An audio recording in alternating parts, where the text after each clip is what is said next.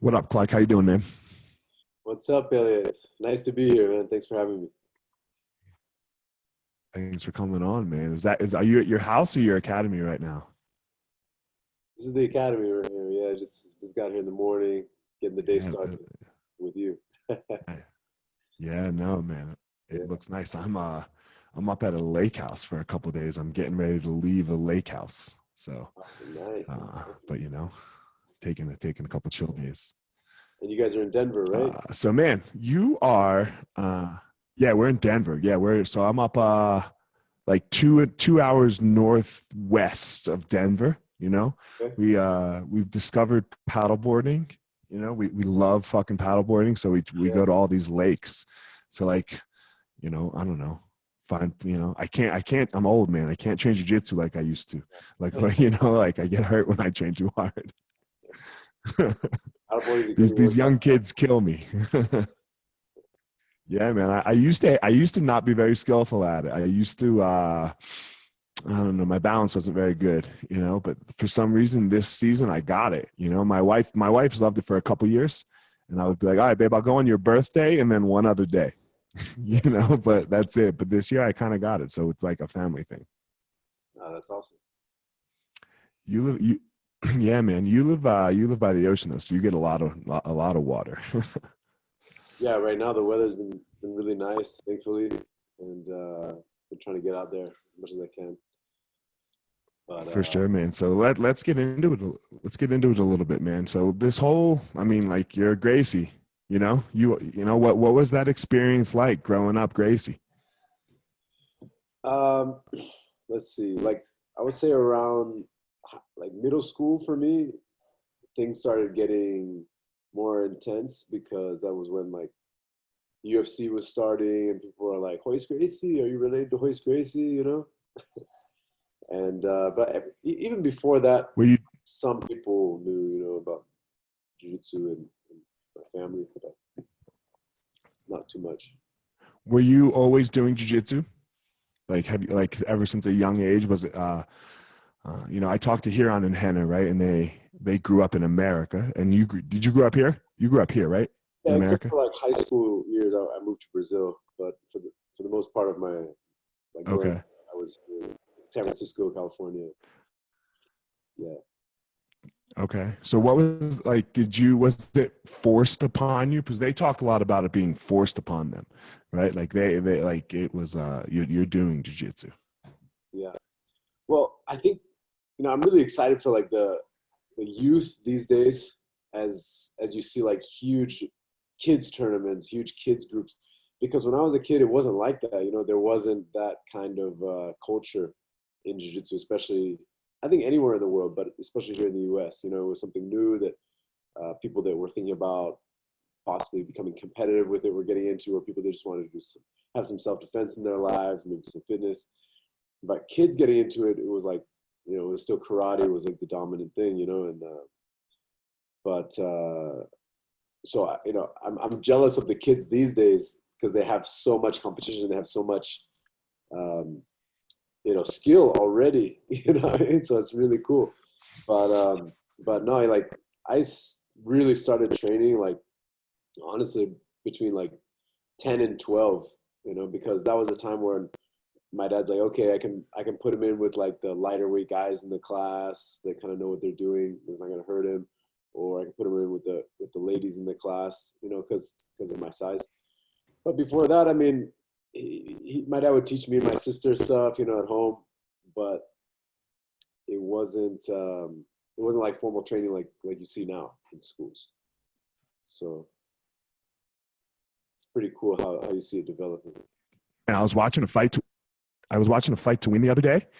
And I mean, this kid's guard retention and then play between like X guard to spider, like then back to a daily heave and reverse his daily heave. I was like, yeah, man, I think this kid's better than me.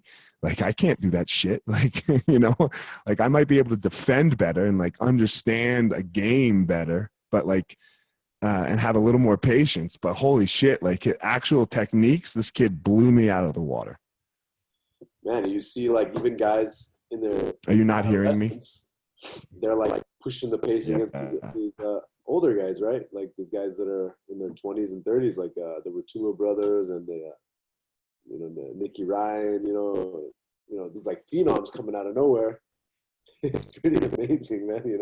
I was thinking, man, like when I was a teenager, I could handle some adults maybe, but that's high level, where they're taking it. So it's pretty cool. Really cool to see how it's developed. Yeah. What did Ty get? Ty got third at ADCC, right? Didn't he get third? I believe so. I think you're right. Yeah. Yeah, like 16 or 17 years old. Are you fucking kidding me? I was like, what the fuck? Yeah. Did better than me. So you got serious. You got serious at like 12. You said. So what made you get serious? What made you stick with it? Was it just like your dad throwing you in there, or did you want to like, or is it like, yo, dad, throw me in there? I mean, I was enjoying it. It was probably like the fact there wasn't any kids class, and I could finally start to like have more fun with it, and like entering adolescence about like you're the age where you can start like mixing with the adults a little bit more and like conversation and just like bringing it to them a little bit, but my dad put pressure on me, but at that time I liked jiu-jitsu. I wanted jiu-jitsu. I just felt like it was a natural thing for me to jiu-jitsu because I would go to school and then I'd get picked up from school, whatever, and then I'd go to the academy and then I would just be there every night. And so I would train, and I think because of like watching my cousins and stuff, guys like Henzo and that generation, Half Hoist, like all these guys that were in my family that were defending the jiu-jitsu name and the Gracie name and proving jiu-jitsu at that time of its efficiency, I felt like, man, there's like a good chance that's going to be me one day. I'm going to be out there representing jiu-jitsu, representing my family, and so I think I felt like got like pressure from the beginning. But I think as I got a little bit older, like towards 16 and stuff, I remember my dad telling me like, "Oh, it's okay if he loses now, it's no big deal. But once he becomes like 18, he can't lose anymore." And it's like kind of heavy, like for a kid to hear. And like my dad's generation, those guys like would rarely lose, right? Because they were like the center of jiu-jitsu, of Brazilian jiu-jitsu in the world, and no one was training or knew more than my dad's generation in like the 60s and the 70s and the 80s. You know what I mean? Like, so they pretty much controlled everything, But nowadays it's different. Right? You weren't losing, right? Because you were the only ones that knew it. Yeah. Yeah, they weren't losing. Yeah, they weren't losing much. Like Now it's way guys. different, right? Because everyone knows. Yeah, exactly. And there's guys that are like completely obsessed with jiu-jitsu and they don't want to do anything else but just be a mat rat and just focus on jiu-jitsu, which is awesome. I mean, it's awesome that they can have such dedication. But yeah, back in those days, like you hear a lot of guys in my family, my uncles and stuff, my dad's generation, that they would say like, "Oh, I'm undefeated," or they barely ever lost, even in a match, But obviously now, you can see the best guys in the world, like let's say Buchecha, for instance. Even Buchecha will lose every once in a while, right? But it's Rodolfo Vieira, Yeah, all these guys that they all seem to lose, right? yeah, at some point, yeah.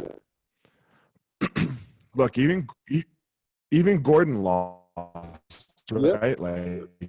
Like, Gordon saying he's the best no gi, right? Like he lost to Vinny, like a year ago or something, right? Like it happens. There's too many good people, and it's your dad. So to say you don't lose, like you're not going to fight your brother. So all right, cool. Yeah. Right? It's a little different for you with the younger generation. I mean, even Hajar's the best ever, and Hajar loses. Yeah, I've seen Hajar lose on advantages to Shanji, and he had that fight with Buchecha that he didn't lose, but it didn't go that well, and then his rematch went extremely well. But Right. yeah, it's all it's all possible. Anybody could lose it these days.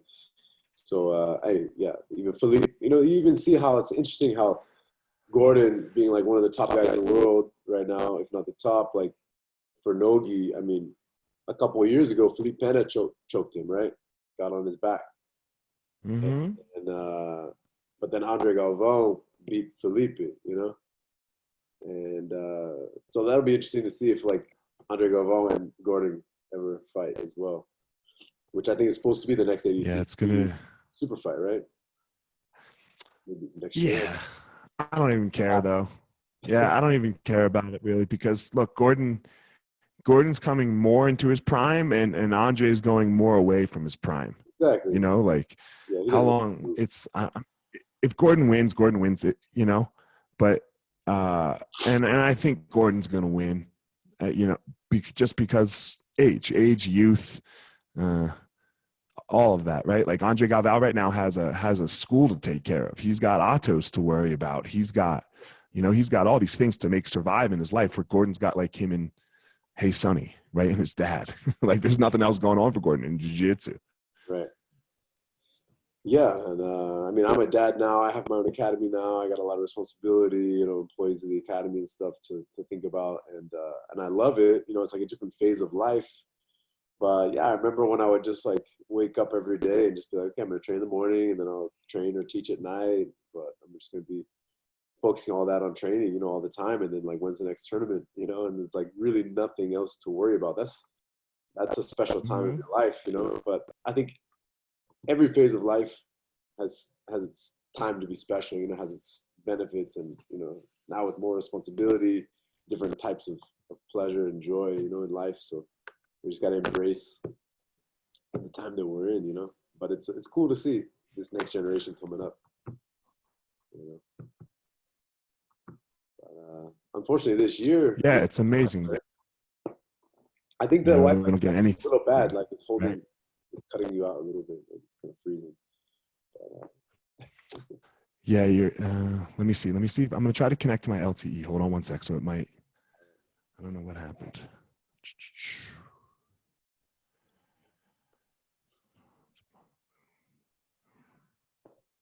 Give me a sec. What is it? Just cut out.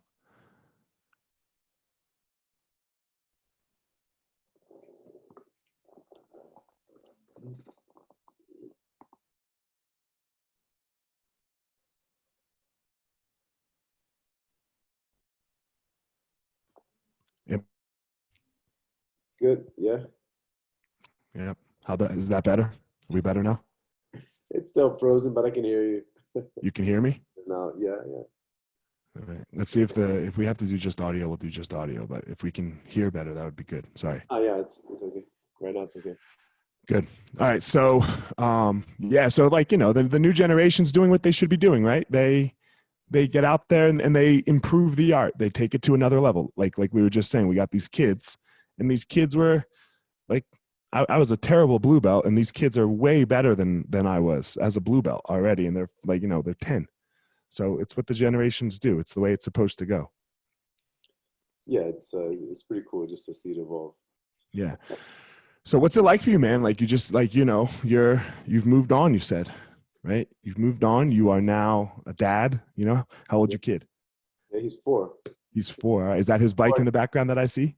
That's his bike right there. Yeah. Yeah. He's enjoying jiu-jitsu now. You know what I mean? I wouldn't say I've moved on. Like it's not like competition is not part of my life. Last year I did I think 4 competitions, so I'm still.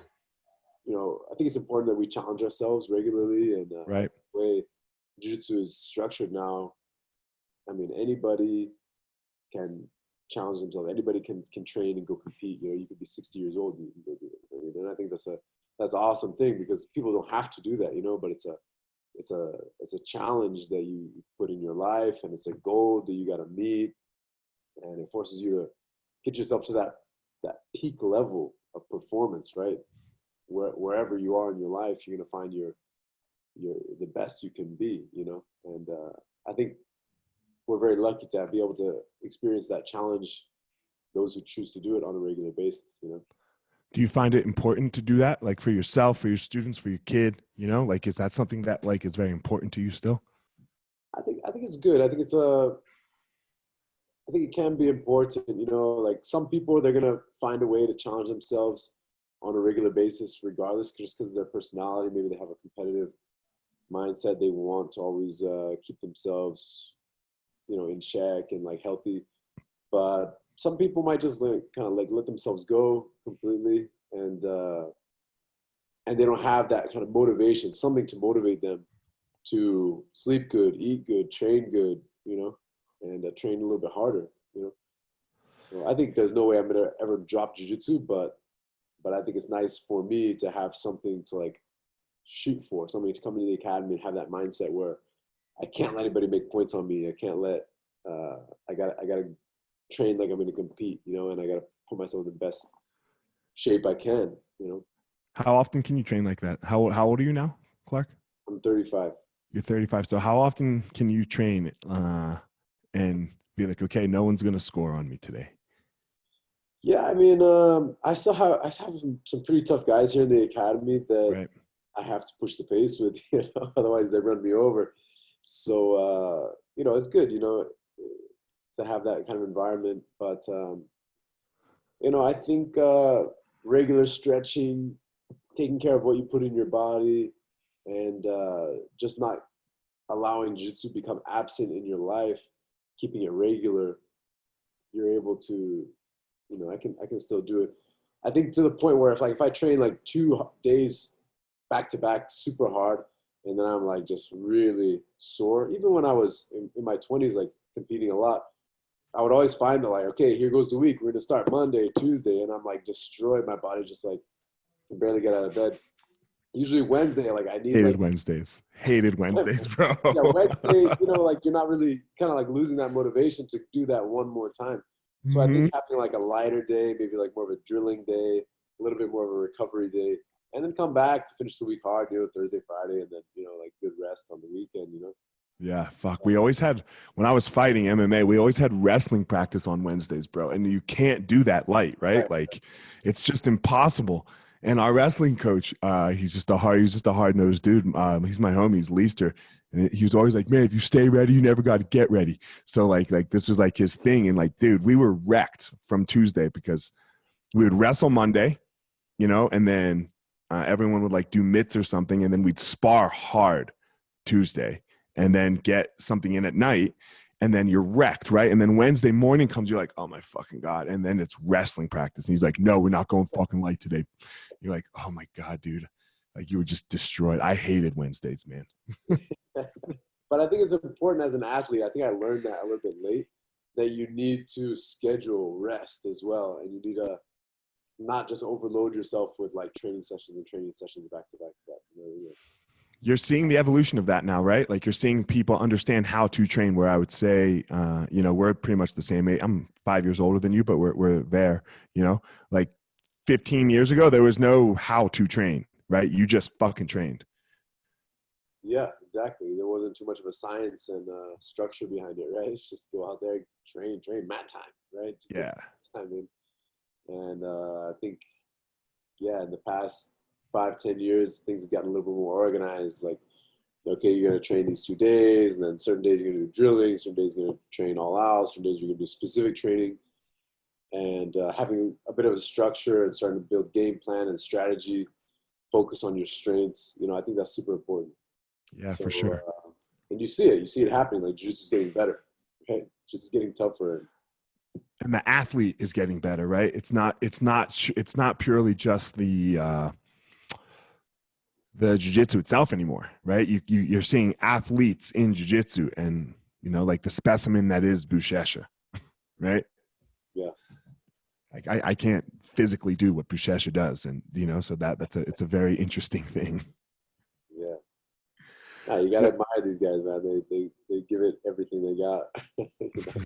They dedicate their life to it, so it's cool. it's amazing. You're seeing people start to make money, right? Like you're seeing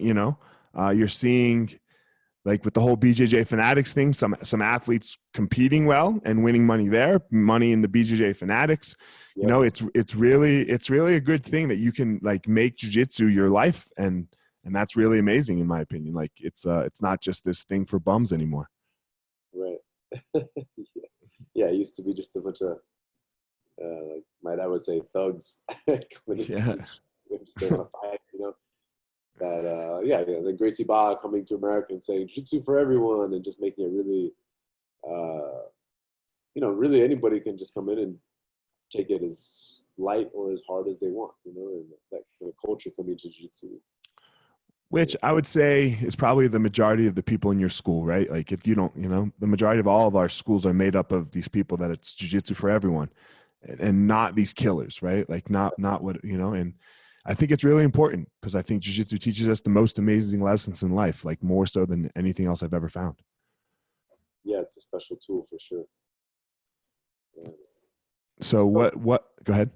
I was curious about, not to change the topic, what is the basis, like the model of this talk podcast? Because I see like the gospel. What is like your overall like? Is there like a mission with this? Yeah. Program? So the gospel for me is that everyone has a unique power, right? Like that every one of us is unique and has a thing in us that can make us amazing. And we just got to try to find it. So the point of the podcast is to talk to people who have lived, I feel, interesting lives, and just hear their way through it, and hear what it is that they've done to make themselves amazing. Because that's really what it is, right? Like all religions, all everything is just storytelling, right? People hearing a story and attaching to it and going, okay, yeah, and that's the point of the podcast, is to share the story of people that I think do cool shit and live their life what I from where I can see, in a way that I feel somebody might attach to and go, okay, yeah, fuck, that guy inspires me. Let me go check out Clark Gracie. Yeah. That's cool. It's a really cool concept. I'm sure you've had and will continue to have a lot of interesting conversations on the show, and the people that tune in are gonna hear some good stories and learn something, hopefully. Yeah, man, it's really interesting to sometimes things that I think, like just normal conversation between two guys, right? Like you and I are just talking about like jiu-jitsu a little bit and trying to like, and somebody attaches to it and they message me, and they're like, man, that part of this podcast was great. And for us, it could have just been a conversation, So that's what I think we need a little more of in the world. I think, I try to do it a lot with jiu-jitsu people, because you can see in jiu-jitsu, even though, it's taking a little hate right now. Let's talk about that. But, like, man, when you get on the fucking mat, bro, nothing else matters. Like your skin color, your religion, your money, like it just vanishes. And here we are. Why do you think it does that? No, it's a special thing, right? Like you can have like an ex-convict and a judge and a police officer all training in the same class, you know what I mean? And they might the lawyer that put him in jail. Yeah, they might not even know who each other are. And right. One guy's living like in near poverty, the other guy's living in a mansion, and they're exchanging conversation, they're exchanging sweat, they're battling together, and it's something special. It's sports in general do that, but a lot of times as a sport, we're a spectator, right? Other sports like fans, but jiu-jitsu is something that most of the fans of jiu-jitsu, they're also doing jiu-jitsu, right? If you say like, oh, I'm a football fan, a soccer fan, most of the people these days, like they're watching it, but they're not getting out there on the field, right? You get aged out of every other sport, right? Or skilled out, either, you play in middle school, probably only 1% of the kids that play in middle school get to go on to play high school. And then 1% of the kids in high school go to college. And then 1% of the kids from college get to play in the NFL. So that you either age out, once you make it to the NFL, or you skill out. And jiu-jitsu doesn't do that, right? Jiu-jitsu is like, oh, here, you can, hopefully I'm going to train the day before I die. And I hope that's not soon. Right. And I think it's a special thing, and like I love to hear about people's different reasons for training and what jiu-jitsu has done for them, like I ask people, what has jiu-jitsu done for you on like on a personal level, outside of the mat. You know, it's like, obviously it's put you in better shape or made you, you know, just a better, better at kicking ass. But what else? Like what outside? Like how has it changed your life? Maybe has it helped your confidence, made you more disciplined, made you more humble, made you more patient? You know, and I love to hear like different people's, and it's always a different answer. You know, like. So let me flip that question to you. You know, since and jujitsu came with pressure for you. Yeah. You know, like jujitsu might like you said, you could, like your dad said to you, 18 years old, don't fucking lose. You know, so what has jujitsu done for you outside, like you know, of the mat?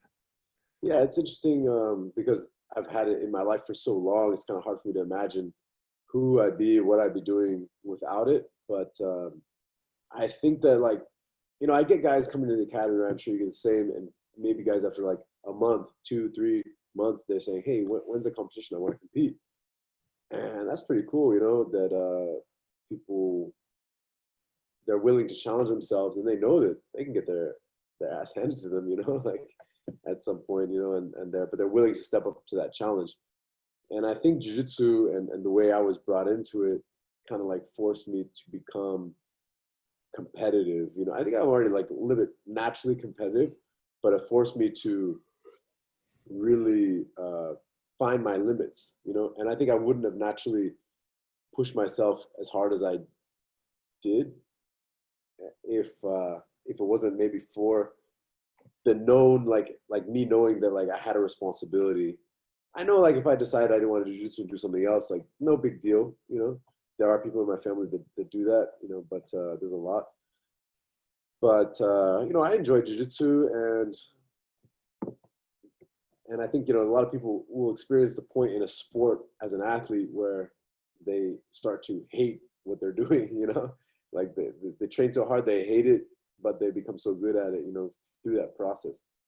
And I think it's like it's important to balance that, you know, not push yourself too far in that direction where like, I hate what I'm doing, I don't want to do this anymore, but you're just going to do it. You know, you have to, at some level, keep it somehow a little bit enjoyable. You know, maybe if it's even just like the social side, right? You know, you come to the academy, you're with all your friends, all your buddies, and you know, but I think the physical side, like some people enjoy every part of it, but you know, I remember thinking like, whether someone told me this or I discovered it on my own, every time like you think you have a limit, right? You're training, and you think like, okay, that's the last round. I remember one day specifically, there was a guy running the class, and I was on the mat, just I think I was like a purple belt or a brown belt, and I remember thinking like, okay, I went like 3, 4 rounds already. I'm sure he's gonna tell me to rest now, you know, because I pretty much felt like I was at my limit, you know. I was like, I'm done, you know, like I'm pretty much gassed. And then he just kept putting more guys on me, you know, again. And then I keep thinking like after that round, like, all right, I'm gonna get a break now because I've already passed my limit, you know. But you can surprise yourself. What do they say? There's some percentage where it's like everyone thinks that 40% or 60%, 40%. Yep. 40%, right? At Yep. 40% of your output, you think that you're at your limit, but you still have another 60% to go. So it's really nice to encounter that, and I think jiu-jitsu can you know, make you understand that better. And if you know that, and you can apply that to other things in life, like, you know what, I'm not going to give up on what I'm doing. I think I can go a little bit farther with whatever it is. Maybe it's your professional life, maybe it's a relationship, you know, whatever struggle you may be having. You know, I think like it builds like resilience. What were you saying to yourself at that point? Like, you know, like, because I think we all, especially the fighters, you know, we've all had this moment where we hit that 40% and you're like, I am done, man. Right. Like, Yeah. so what were you saying? I mean, I know what I was saying to myself, but I'm interested. What were you saying to yourself when like you knew you were done in your mind, right? You have your teacher, you know, your instructor there saying, nope, you're not done. You're not done. Like what was it that pushed? What was it that made you go and let you realize that power?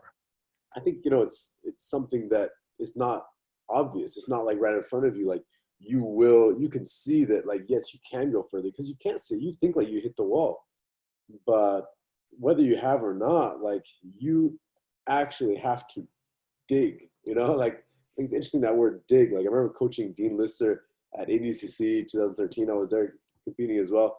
And he told me like specifically, when you're coaching me, if you see me like kind of start to give up, tell me, dig, Dean, dig, dig, you know. That was a word he told me to tell him. And that's something we really got to do, you know, like we have to, it's not like at the surface, okay, I can see, like you got to dig deeper. You got to go below what's visible, as that's my limit. I got to find that limit, you know, I got to go farther, you know, and farther than what's apparent. So it's And, definitely character building, you know, to and we're seeing that now, right? Like it's tough times, man, right? It's the toughest times we've ever seen of our life, of almost anyone that's alive, like as a collective whole, you know. It's a very difficult time. Like you're sitting in your academy right now, and right before we got on, you said they closed gyms down again, right? Like, so who the fuck knows what's going to happen? But for me, this is what jiu-jitsu is all about. It's not about like your world titles. Like, can you sit in hell? Can you sit with the devil, or if you want to say the government or whoever's arm around your neck saying, no, you can't. And you're saying, yeah, I'm still alive. right. Yeah, exactly. You just keep pushing through. Right. And you know, I'm not trying to talk about COVID, but Right. I am interested in like hearing what you think about this, like, because a lot of people are saying like, man, during the closing time that we were closed, what happened to people's mental health, mental state, and what at what point is that start to come more value, or it's and maybe there's other benefits, maybe not just mental health but physical health and other things, you know, maybe even just like that release, you know, of that the physical side. So you come back home and you just, maybe it's a social side, you know, and because there's a lot of value in that too, and I think people overlook that. I'm not saying that it's more important than saving people's lives, of course, you know, but it's very hard to say what's essential. yeah. Right? Like what's essential. If you're going to try to tell me that jiu-jitsu is not essential in my life, or if I'm going to try to tell you that jiu-jitsu is not essential in your life, I think that becomes a very difficult thing, you know? But marijuana is, and I'm not going to say that I don't smoke marijuana, right? Like I've smoked marijuana and I drink alcohol sometimes. Like I'm not an addict by any means, right? But if we're going to label that essential, those two drugs essential, and we all can go out and risk getting sick, you know, for that stuff, to say that being around someone in an academy where we are mostly healthy, you know, where especially if the academy will take the right protocols, to try to keep everyone as healthy as possible, to say that we can't do these things because they're not essential, I would disagree. I would heavily disagree. You know, I think on the positive, people are becoming more hygienic, Yeah. more understanding about how important it is to just be clean. You know what I mean? Like keep the academy clean, keep your hands clean.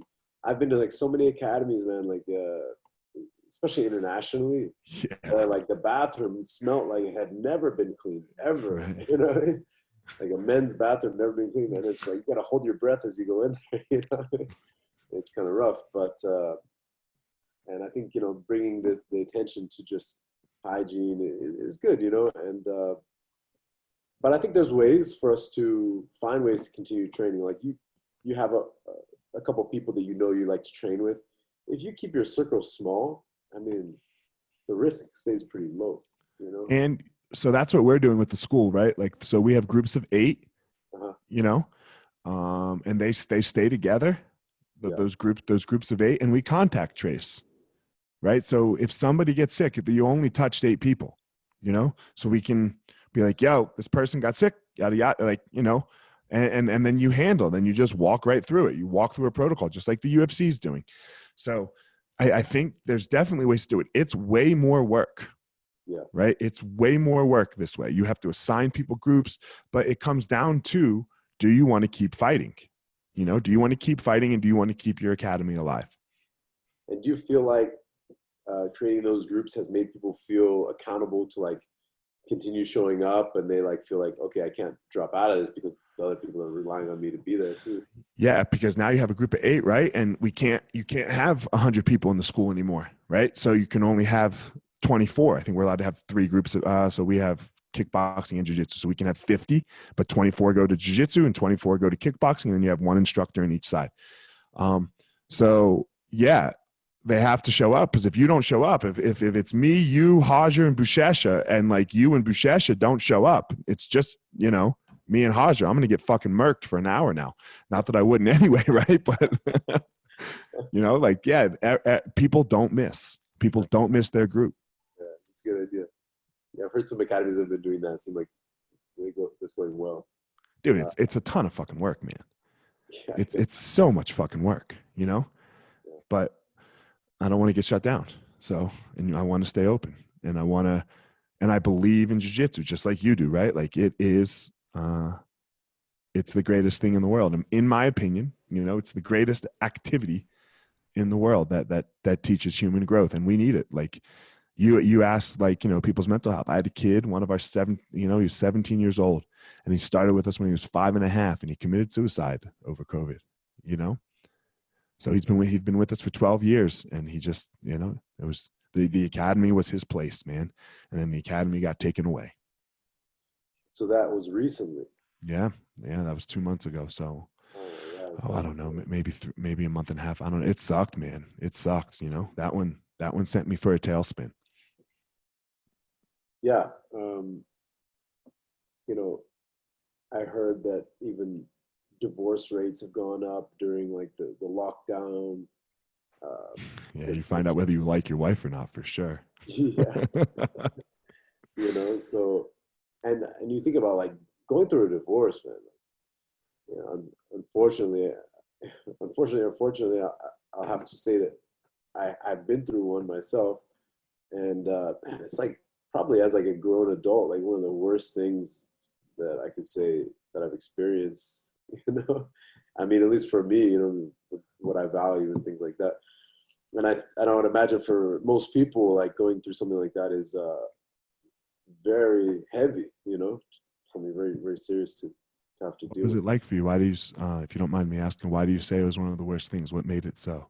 Have you gone through a divorce I before? have not, no, but you know, I think, yeah, you know, hopefully you keep it that way. yeah. But I think it's pretty, you know, I don't know if I can really explain it to you, but I'm sure like people that have gone through it could attest that say that's like, as an adult, that's probably like one of the worst things that can happen to you, because generally, especially if you have kids, you know, you got to think about like, you know, for me, one of the hardest part, not to get too personal, was like saying that like, I won't be able to see my kid every day of his life growing up. That sucks, man. Like you think about having like a family and having just like a healthy, happy family. But then you think like this kid that you love so much, like you're only going to see him maybe 50% of his life of growing up, you know? So there's ways around that, you know what I mean? That can, you know, like now when I spend time with him, it's like my time is focused on him, you know, so I make time to be with him. So, you know, I still probably, you know, evens out in a way, but Right. But yeah, man, like if you make a lifelong commitment to somebody and then you start to build something with that person, and then, you know, I can say definitely, you know, on a mental health standpoint, my academy and me having this responsibility and the community of people that I had around, this was 2 years ago that I had that, but my academy got me through it, you know, like gave me sanity, you know. So if that was happening like right now, like during the lockdown, like if I had to go through a divorce during like being locked in my house and you're not going anywhere and you go outside and it's a ghost town everywhere you go, like it has been this year, it would have probably been a lot harder, you know. And so I can't imagine like how hard that would be for a lot of people, and to have removed the thing that gives them, maybe jiu-jitsu in this case, that balance in life, that release, that healthy distraction, you know, from, you know, maybe it's not a divorce, maybe it's whatever, maybe it's in your job and, you know, financially, or, you know, maybe it's a family member. Some people, it can be even addiction that they're dealing with, or things like that, health even, you know. jiu-jitsu is a therapy, you know. In a way, it's a part of therapy. So we're very lucky to have that tool in our life, you know. Right. So you asked 20 minutes ago what the point of the podcast is. That's the point of the podcast right there. Yeah. Right. Is we talked, you know what I mean? And then like all of a sudden there's this thing, right, where somebody else is going to hear you talk about your divorce and what that was. And you got very vulnerable there, right? And you explained that. And that's the point of the podcast. That's the point of doing this. And sometimes it takes a minute, right? Like you just have to like talk and like wade through it's like jujitsu, right? Like, all right, you know, we're going to sit here and grip fight for fucking ever, you know, and like, oh, goddamn, he stripped my grip. Fuck, okay, back. I'm stripping his grips. And there's not much going on, but there's all this nuance going on underneath the scenes. And for me, that's the point of my podcast is to see how we can make I so that we can always find something to relate on and then give something to somebody in the world. Because I think what jiu-jitsu does is it brings us together. And what the world tries to do, especially right now, is it's pulling us apart in so many different fucking ways, you know, not just COVID. And that's the beauty of conversation is this, you know, and like, look, my internet fucked up in the beginning, right? And we couldn't really hear each other. So it was difficult. It started difficult, but we got there. And I think people need to see that in conversation. You can't just quit on it right away. Yeah, that's right. Yeah.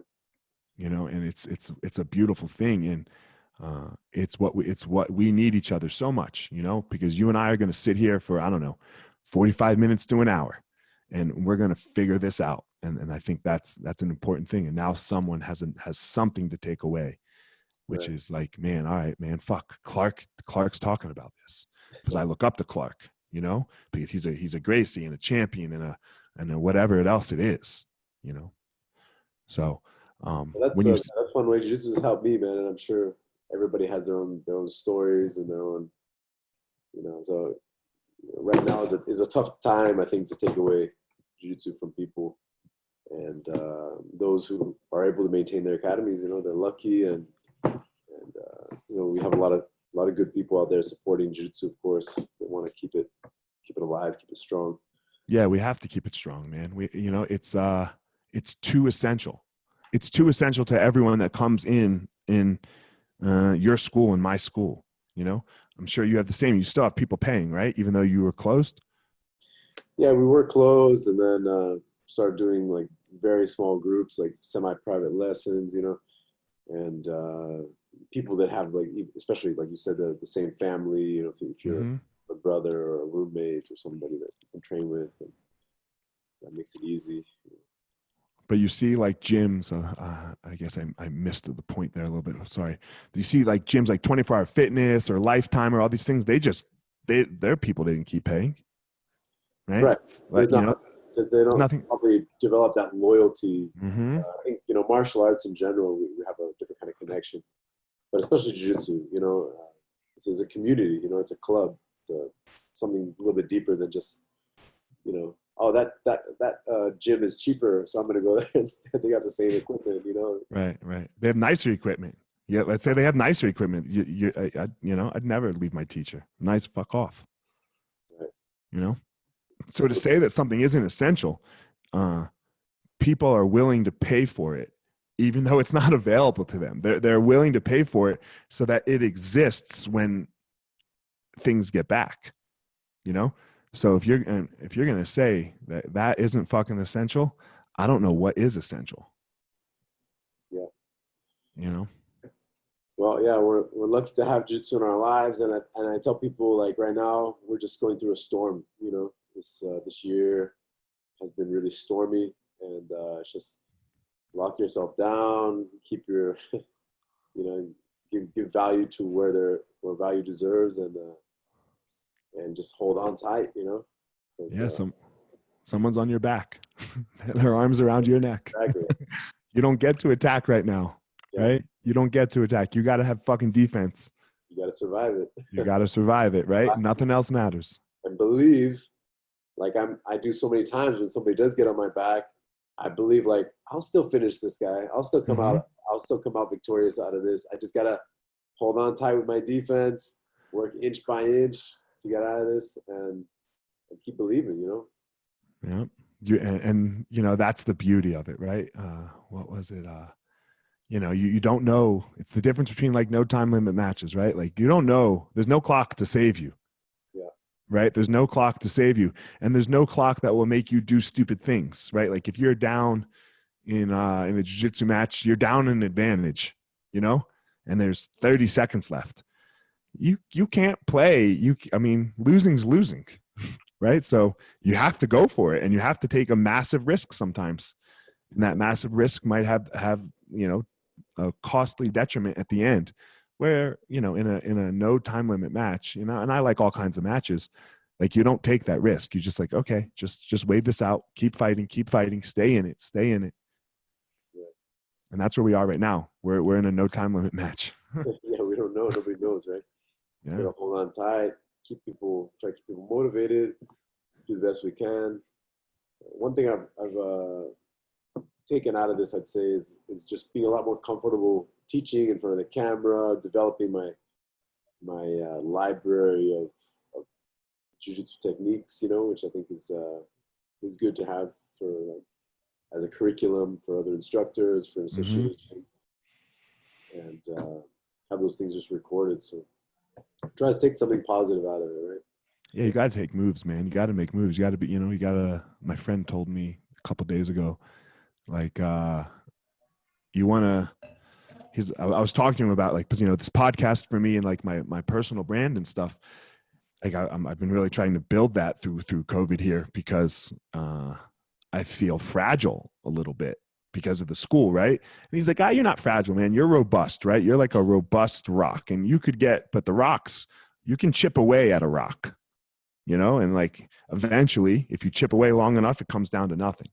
When you turn to anti-fragile, you can't chip away at anti-fragile because you have so many different things happening, right? Like you're like, I do this. When bad times happen, I just shift over to here, you know, oh, something changed. Okay, I'll shift back. So it's an interesting thing. It's the same thing with our academies, right? Like, man, Zoom, online curriculums, all kinds of shit. And man, maybe that will be a thing for some of us moving forward.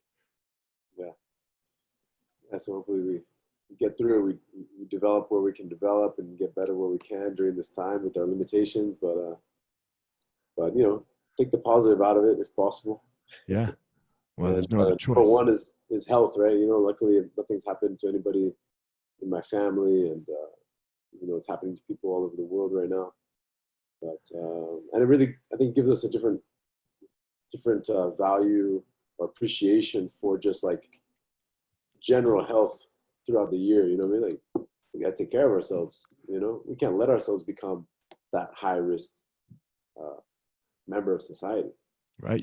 We're seeing it, right? This is, this is something that has brought a great light to your personal health, because all the things that that the doctors, your doctor, if you go for a checkup, has been saying to you, hey man, you might want to lose a little weight, stop eating so much sugar, yada, yada, exercise, be healthy. And you're like, yeah, I know, but I'm okay. Yada, yada, like I'm making it.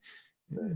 Now you got to fucking sit inside. And even when the rest of us go back outside, like they open it up, if you have those comorbidities, you got to fucking stay inside because you're high risk. Yeah. So, but man, thanks for doing this, man. I appreciate your time. Yeah, man, it's been great catching up, and Yeah. Hopefully, one day if you're out here in San Diego, come visit. If I'm out there in the Denver area, I'll look you guys up and try to come train. I remember I came out there. It was snowing. It was cold as fuck when you came out that one time. Yeah, probably like 7 years ago or something like that. Yeah, man. Do you still see Priscilla? Yeah, actually, she's in San Francisco now, and okay. And I visit her every once in a while. Cool. Tell her I said hi next time you see her. She comes by Denver every once in a while too, and I say, and so that's cool. But tell her I said hello. She's a beast. Yeah, man, she's a stud, right? I watched her beat the fuck out of some dude. Some dude beat up, like, he hit a girl too hard, like definitely hit a girl too hard when they were sparring. And like, I was so stoked that I didn't have to have another dude go do it, right? Because like, yeah, you know, like for Priscilla got in there and just lit him the fuck up. And I was like, oh, fuck yeah. It was a way better lesson than I could have taught, right? But I'm 250 pounds, fucking former pro fighter, right? Of course I'm going to beat the shit out of you.